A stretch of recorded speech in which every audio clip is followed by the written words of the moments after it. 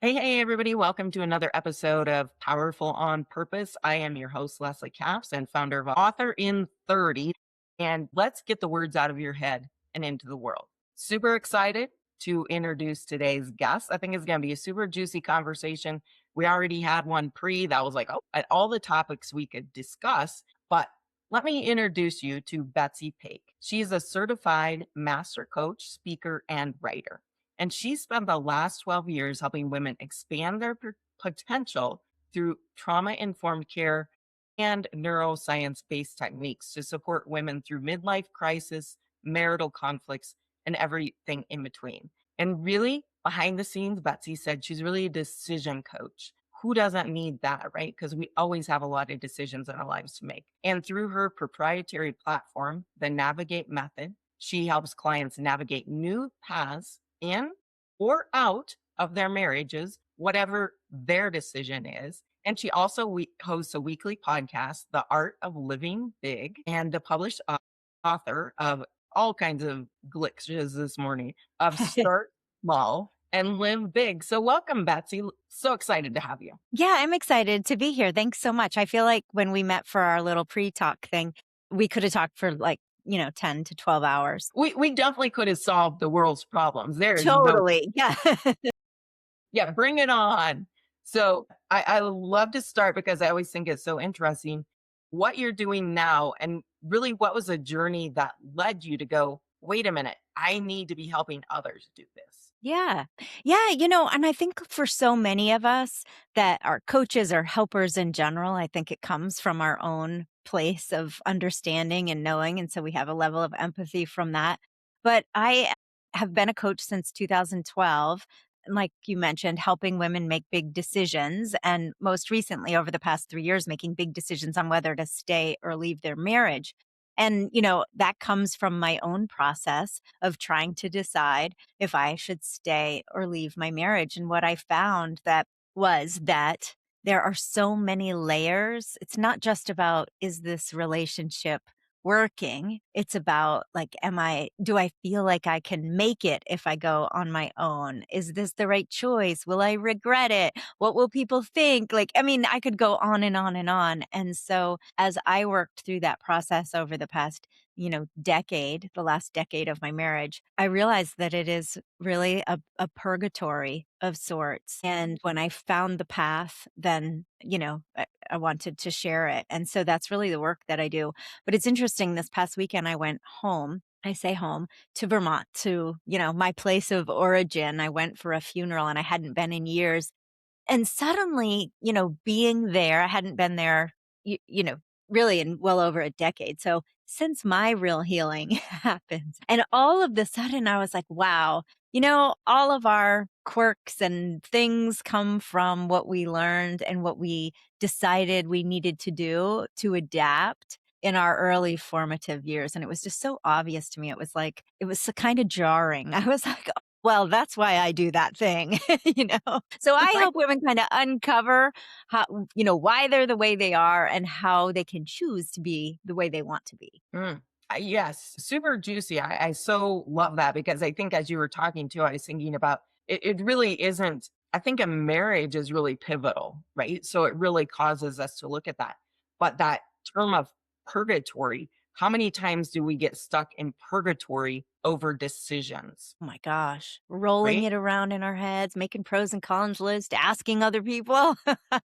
Absolutely. Right? Yeah. Even as simple like what should I do with we were talking about hair.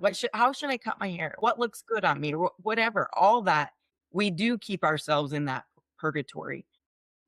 Do you have suggestions for women on how to start like bringing though that overwhelming decision down a couple layers so we go, oh, okay, I understand what it is I want, whether Right. out of a marriage or something else. Yeah. I think something really important to remember is that every interaction that we have is really telling us something about ourselves. And I think that when we can, and I'm going to say it like this, and I know a lot of people like get a butt clench when I say this, but when we can accept like radical responsibility for the experience that we're having. It doesn't mean the other person isn't doing something that's negative or wrong or unfair. Like, I'm not saying that. But when we can say, this experience is reflecting something back to me, right? Every experience is a mirror.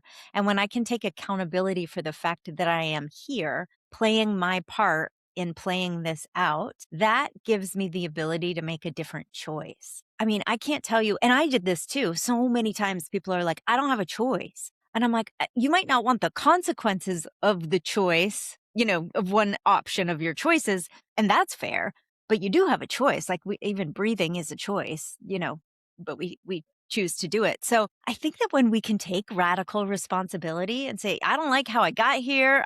A lot of the reasons why I'm here are unknown to me because it was unconscious, but I am here of my own making. And so I can make something different. I mean, that's the shift that has to happen, I think. And it sucks. Yeah, let's just get real. It's not easy, right? No. No, I love that. And, I want to tie in a little bit what we talked about in our previous conversation, because I think this ties in my own case. I'm doing a class and we had abundance equals life force. Now, trust me, everyone else got it. I was like, intellectually, I get it. It doesn't feel right in my body. So I went to Chat GPT, spent hours. I think that's where my notebook is, As my one does. right? Like, yeah, in my book idea and a workshop and all sorts of stuff came out of it. But it was just this morning as I was typing the word life force, force jumped out at me. And I was like, okay, I have been forcing life my whole life. And I've made a conscious decision here not to force. And so I was like, that is the one word that is tripping me up and created all this friction and discontent in my body. And you kind of talked about your body being that oracle, right? Of trusting when it doesn't sit right and going, okay, what is it for me here? Yeah. Yeah. I always say my body is an oracle. And the hard part, like, it's one thing to say that, but it's another thing to actually use the oracle that you have. And we all have it. All of our bodies are an oracle. That's so interesting, the word force. And lots of times when things are hard, I will say to myself, like, what would be the easiest version of this? Like, what would have to happen for this to be simple? And I think sometimes we unconsciously are like looking for the hard because to make it easy would go against, everything that we believe to be true. This past weekend I was saying I was in Vermont and my body was an oracle. It was like, no, no, no. And I had to do some really hard things. I didn't stay with my family of origin. I had to choose to get a hotel room so that I could create my own space. But to say that, this is what I'm choosing, and to know that people weren't going to understand or were going to think you were being too sensitive or dramatic or whatever that was. And to stand in that and be like, that's okay if you think that. It doesn't bother me at all because I'm going to do what's right for me, and that is something we have to undo. And I think this goes deep, deep, deep into our upbringing and our lives inside a system. And, we could go down the patriarchy rabbit hole of that, but the system that we were taught as women to, like, just go with the flow, make everybody else happy, just scoot it under the rug. It's okay. It's just one weekend. Just do what they need, just do. And to not do that is really not just choosing yourself. And it's not just saying no to them. It's going against a whole system that everyone is living in and is in agreement with. And Right. that makes it so much harder. Right. And the terminology that jumped in my head was suck it up, buttercup. Yes. Don't be Right. a puss. Yeah. Right. Right. Yeah. Exactly. Yeah. I think that is that level of awareness, like you said, it sucks to get there. But when you get there, you're like, you can't unsee it. Right. Yeah. Yeah. And then to choose to be there is a choice. And then I can't complain about it. I mean, I can complain about it, but like I can, I'd have a choice to do something different. Like, you chose not to do something different. And so that's fair, but that was a choice. And there's hard in both sides. There's hards in both sides of every decision, leaving your marriage, staying in your marriage. I'm trying to make a decision right now to move. to leave where I am and to go somewhere else. There's grief in both parts, going to Vermont to stay with my family of origin or getting a hotel. There's grief in both parts. And I think we have to choose our heart and use our bodies, I think, to really help us navigate it. Right? Yeah. And interesting grief and sometimes guilt along with that, right? Mhm. Because you Yeah. could have gone and stayed in a hotel and now, oh, I feel guilty. Everybody's like, oh, what are you doing? Is she too Yeah. good for us? All Yes. those things, right? Yeah. Yeah, And to exactly. allow other people to have their view of it and being like, "That's fine," you know? And to say, I don't mind if they have their view of it and really not mind. Like, Great. I feel quite proud of myself. I was Absolutely. like, "Look at little Betsy growing." You're like, go girl. Yeah. Absolutely. No, because I think even they I was gonna say, I don't know if we ever get it together, honestly, right? I think it's always an evolving process and we're the onion. But Yeah. sometimes you feel like you get it together and exactly like that. You're placed in a situation it was like, do I really? Now is the test, right? Am I gonna stand up for myself or am I gonna go back to little Betsy? Right. And I think like when I say my body's an oracle, our bodies are really constantly trying to keep us out of trauma. And my body was like, "Oh, you're about to step into the crosshairs of something that was quite painful in the past." And so, perhaps get a perhaps get a hotel room. But it was trying to help me. And I think we shut it off a lot and we dismiss it as being, we're being dramatic when really it's trying to protect us. So I thought I have this incredible mechanism to protect me. I don't have to trust that other people will be kind. I just have to trust that my body will navigate this to help me protect myself. So I only have to trust myself. And that's a freeing thing too. Hmm. Yeah, totally freeing. And then I think, for me, what that oracle part is like friction. When there's friction and stuff, I go, wait a minute. What, like you said, is there an easier way or why is this friction occurring? Right. Yeah. Yeah. I keep going back in my head to your word force. And I think that, the system that we live in is the hustle, force, like get things done, get up at 5 a.m. You mentioned ChatGPT. I went to ChatGPT and I was like, if I want these goals and I want to get these goals, and it said, I'm going to talk like, I forget who it was, Jocko Wilco, which is like a Okay. ex-Marine. Like, I kind of like that guy, so he had been in my chat probably at some point. And so it said, get up at 5:30, da da da. And I said, I'm not going to do that. And it said, you're going to have to dig deep and make this happen. And I said, I'm a perimenopausal 55-year-old woman. I'm not getting up at 5:30. And it said, way to set a boundary. Good job. The So the yeah, the switching, you gotta love that about it, right? However you want totally. it to go, it's gonna be all in. Yes. But you make a super valid point too, and, you gotta work hard to be successful. You got Hmm. all these things we Hustle, get, and hustle. a lot of them came from men, right? Yes. Because that has been a culture that we as women stepped into when we entered the workforce. Yeah. So, yeah, let's talk about the patriarchy a little bit because I love your take on it, and I think it's so interesting and such a valuable thing for all of us to think on. Yeah. I think that there's a layer as we start doing our healing that we start recognizing systems. So it's not just us as an individual or even us in a family dynamic having an experience. There's also like a system around all of this. And I'm going to say this, Leslie, in case somebody's listening and they're like, oh, blaming everything on the patriarchy, because I had that reaction, years ago. And I don't think that the patriarchy is people. So I think when people say, like, Stop blaming everything on the patriarchy," I'm like, "Why?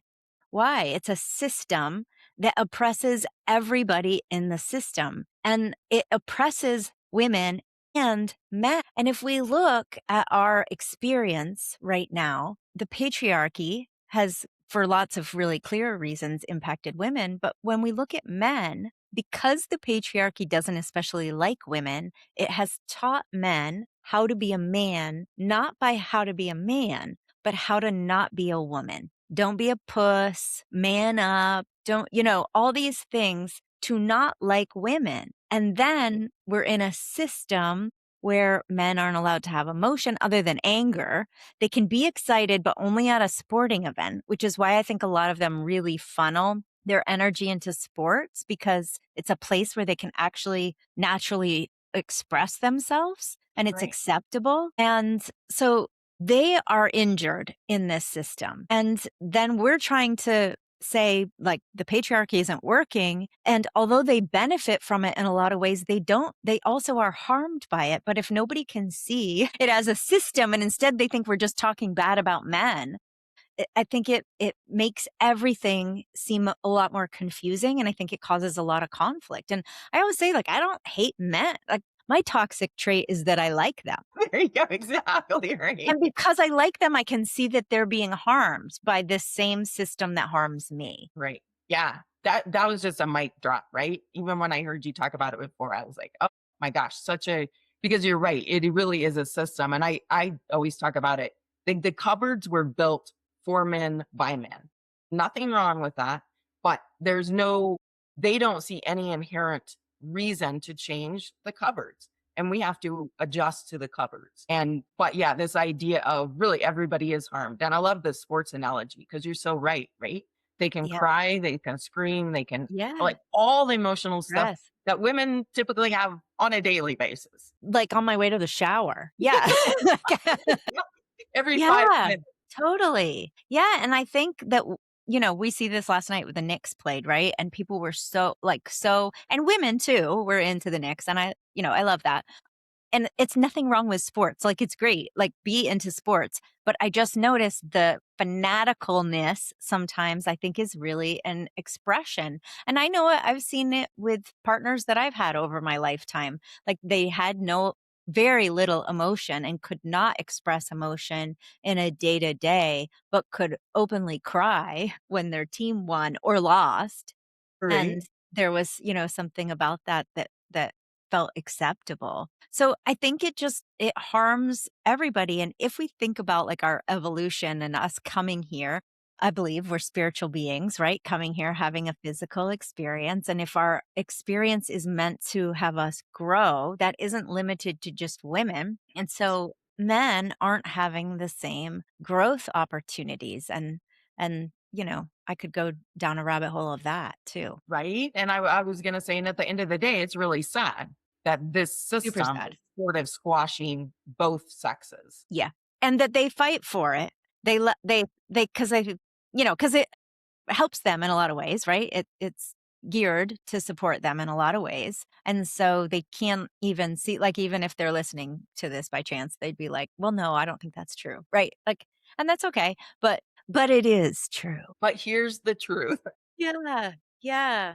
Yeah, how do you, and I don't know if you have an answer for this, but how do you feel like we start trying to dismantle that system? I guess by taking that radical responsibility. Yeah, and I think, there's that idea, and maybe Rumi said it, like you're not a drop in the ocean, you are the ocean. And so my viewpoint is that when someone is oppressed, whether it's me or someone else, I am being impacted. If a man can't express his emotion because he wasn't allowed or given space to do that, I am impacted because I interact with men. But even if I don't interact with that particular man, I'm still impacted because I'm not a drop in the ocean. I am the ocean. And I think, this goes into how I think a lot of people think about a lot of things, right? And the example that's coming up in my brain right now is when they made sidewalks and they put in the ramps and sidewalks, like where it kind of goes down so that wheelchairs could access it. It was for a particular demographic. It was for people in wheelchairs. But then the people with strollers benefited from it, and kids riding a bike benefited from it. And I believe when we make access points in our structures, everybody can benefit from it because we're not an ocean drop, we are the ocean. And so I think when we think about something as big and systemic as the patriarchy or capitalism or whatever it is, it's so big you can't understand it. And I have not done enough research to fully understand it, but I do know that just like the sidewalks, when there is access points, everybody benefits. And so the system in itself just doesn't work inherently. Right. I love that. Gosh, like we could go on, right? But I know you have a free gift, and and I'd love to have you also tell people where they can reach out to you, like what social channels you're on, and kind of wrap us up. What would be the one thing you would tell a woman out there watching? Yeah. Yeah. So I would say, see how you can find a place where you can take responsibility for where you are. Doesn't mean that nobody else has done anything wrong and we're not letting anybody off the hook, but we are claiming and reclaiming ourselves. And if you were to be able to take responsibility, what would be the next right step from that place? Teeny tiny next right step. I think that's super important. And then I think all the next steps start to come, as we begin movement. And you can find me anywhere at Betsy Pake. I on Instagram as Betsy Pake. I'm very creative, so it's just my name, my name everywhere. But you can find my website, Betsy Pake. Yeah, and I've got a free master class there if you're struggling with your marriage, like you mentioned. And yeah, so And I'm guessing even the master class, it goes beyond marriage, right? Because it's talking about some of the principles that you were talking about here. yeah, And so and maybe even if somebody's struggling with a decision. yeah, with a decision. Yeah, I think it gives you a new structure to be able to think about things. Absolutely. Yeah. Yeah. Yeah, love it. Super juicy. I told you everyone it was going to be a great conversation, right? And I love what you said there at the end, really claiming what we're going to do, right? Claiming who we are and how we want to show up in the world. Yeah, yeah. Yeah, Because we all of if we could all be rising, then the whole ocean is better. Even if I don't ever meet you, but you're doing better, then I'm doing better. absolutely. I totally agree. And if we're all, I had a thought there, if we were all rising as well and stepping into our gifts, holy moly, what a world that would be, right? Imagine the things we could cure cancer, we could clean the oceans, whatever it is Yeah, we could do. Yeah. yeah. I got chills on that one. Well, thank you so much. It's been a joy, and you are welcome back anytime, girl. Yeah, thanks so much for having me. Absolutely. And everybody else, be sure and subscribe. And also watch out because I'm doing a book in 30 days workshop where I'm going to write a book right alongside you, as well as we're going to do a podcast then of people in this process. So whether you want to join live on the workshop or you just want to follow along on the podcast and write a book with us. Thanks, everybody.